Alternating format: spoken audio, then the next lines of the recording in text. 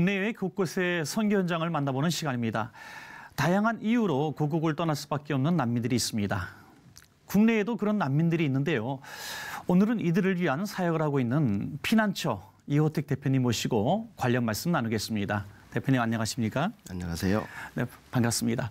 네, 피난처라고 하는 사역단체로 소개해드렸는데요. 먼저 간략하게 이 단체 소개 부탁드리겠습니다. 네, 피난처는 국내에 온 외국인 난민들을 지원하는 단체이고요. 난민들에게 피난처를 제공하는 그런 선교단체라고 소개할 수 있겠습니다. 네, 정말 사역단체 이름답게 난민들에게 피난처를 제공하는 단체군요. 우리가 일반적으로 난민 하면은 정치적인 이유 또 종교적인 이유로 고국을 떠날 수밖에 없는 사람들 이렇게 알고 있는데요. 우리나라에도 이렇게 난민들이 많이 들어와 있는 걸 처음 알았습니다. 네. 정확하게 난민은 누구를 가리키는지 또 왜 생기는지 좀 부탁드리겠습니다. 예, 다양한 이유로 사람들이 국제적인 이주를 하게 되는데 자발적인 이유로 이주하는 사람들도 있고 전쟁이라든지 이 박해 때문에 할 수 없이 강제적으로 이주하는 사람들이 있어요. 네네. 인종, 종교, 국적, 특정 사회 집단의 구성원 신분, 정치 의견 이와 같은 사유로 자기네 나라에서 당하는 박해 때문에 다른 나라로 어쩔 수 없이 이주하는 사람들을 난민이라고 합니다. 네, 그렇군요. 어쩔 수 없이 이주할 수밖에 없는 참 약자들의 모습인데요. 네. 그러다 보니까 난민들에 대한 고정관념 좀 많이 있는 것 같습니다. 어떻습니까? 난민들에 대한 대표적 고정관념은 우선 난민, 그러니까 가난한 사람들이다. 네네. 이런 생각하게 되고요. 그다음에 위험한 곳, 전쟁 지역 이런 곳에서 왔으니까 혹시 그 사람들이 피해자라는 생각보다는 그 사람들도 위험한 사람들이 아닌가, 그런 또 고정관념도 있고, 그다음에 우리가 살고 있는 커뮤니티에 이분들이 갑자기 밀려왔기 때문에 세금도 내지 않고 우리의 복지 혜택을 가져가는 무임승차자들이 아닌가, 뭐 이런 고정관념들이 우리나라에도 있고 전 세계적으로 있습니다. 그러나 저는 난민들이 비록 준비 없이 이렇게 다른 곳으로 어쩔 수 없이 이주한 사람들이지만 그러한 이주의 과정 가운데 하나님의 손길이 개입하셔서 자기도 모르는 중에 이러한 고난 중에 특별한 사명을 위해서 부름받은 사람이다. 이렇게 저는 정의합니다. 네, 그렇군요. 이제 국제적으로도 난민에 대한 관심이 굉장히 높은데요. 네. 특별히 국내에 들어와 있는 난민 숫자가 어느 정도 됩니까? 지금 우리나라가 난민협약에 가입하고 난민 신청 제도를 만든 것이 1994년인데 그때부터 작년 11월까지 3만 2천 명 정도가 난민 신청을 했습니다. 이분들이 다 아는 난민인 것은 아니고요. 난민보를 요청한 사람 중에 심사를 거쳐서 780명 정도가 난민으로 인정받았습니다. 네, 그렇군요. 네. 그렇다면 난민은 어떤 지위를 얻어야 호칭을 이렇게 부를 수 있나요? 예, 아까 3만 2천 명의 신청자들이 있다고 말씀드렸는데 외국인이 우리나라에 들어오면 외국인 신분이기 때문에 일정한 시간, 보통 3개월 정도가 있으면 자기네 나라로 돌아가야 돼요.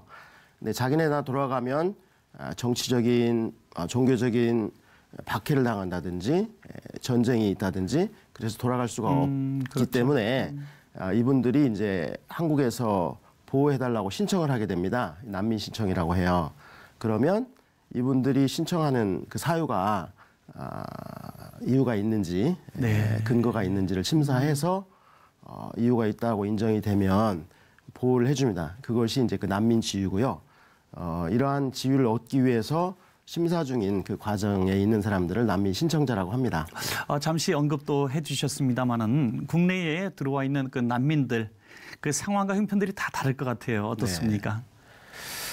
난민들이 준비 없이 다른 나라로 이렇게 가게 되면 가장 문제가 되는 것이 주거, 머물 집, 그리고 우리나라 같은 경우는 주거비가 굉장히 비싸기 때문에 우리나라로 오는 외국인들이 제일 먼저 당하는 문제가 있을 수 있는 그 집이 없다는 것이죠.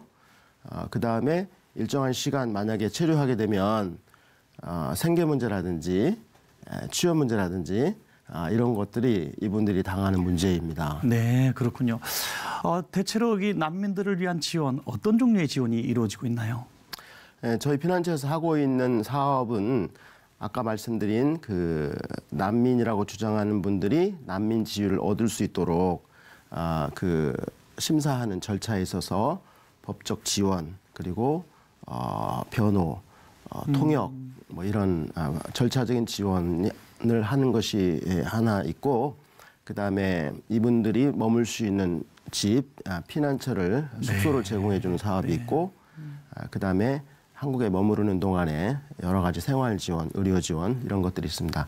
그런데 궁극적으로 난민들에게 필요한 것은 이분들이 원래 고국에서 어쩔 수 없이 왔지만 무의미하게 한국에서 시간을 보내는 것이 하나님의 계획은 아닐 것이기 때문에 한국에서만 이분들에게 그 제공할 수 있는 여러 가지 하나님께서 주시는 그 훈련, 독특한 사람마다 다른 이런 훈련의 과정, 준비의 시간을 거쳐서 일정한 시간이 지나면 또 돌아가야 되잖아요. 그렇죠. 그리고 또 다른 곳으로 하나님께서 보내시기 때문에 한국에 머무르는 동안 준비를 거쳐서 자기네 나라로 돌아가서 기여할 수 있도록 이렇게 준비하는 것이 저희 사역의 목표이기 때문에 궁극적으로는 그들이 나온 출신국을 지원하는 사업을 하고 있습니다. 네, 그렇군요.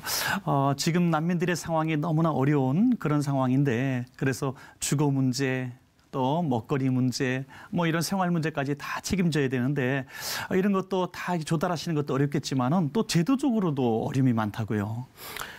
사실은 난민 보호는 1951년 난민 협약이 있어요.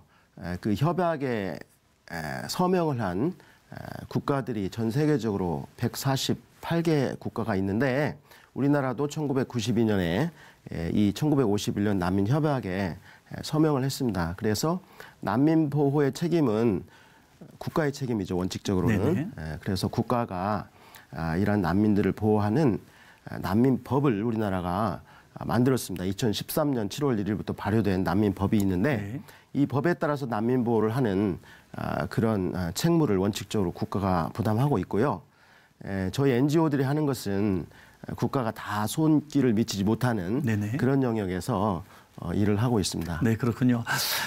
이런 난민 사역을 하시면서 이런 날이 오면 좋겠다는 그런 최종 목표가 있지 않습니까? 참 이런 질문이 맞는지 모르겠습니다만은 난민 사역의 최종 목표 무엇이라고 말씀하실 수 있겠습니까? 사실은 단지 이들이 생존의 문제만 씨름하는 사람들은 아니고 본인이 이렇게 된 상황을 다 이해하지 못하고 어쩔 수 없이 오게 된 과정이지만 그분들의 삶을 한 분 한 분 깊이 들여다보고 애정을 가지고 들여다보고 또 오래 들여다보면 그들 가운데 하나님의 그 인도하심과 손길이 있습니다. 그래서 우리 피난처 사역의 목표는 난민들이 생존에서 사명으로 생존에서 사명으로 그리고 난민을 영어로 쓰면 refugee 이렇게 씁니다. 그리고 피난처를 영어로 쓰면 refuge 그래가지고 이가 앞에는 피난민은 두 개가 있고 피난처는 이가 하나 있어요. 그래서 저희 사역의 목표는 refugee를 refugee로 만드는 그래서 피난민을 피난처가 되게 하는 것이 저희 사역의 목표입니다. 네, 아주 귀중한 말씀 하셨는데요. 이 귀한 피난처 사역에 중요한 기도 제목이 있다면 좀 나눠주시죠.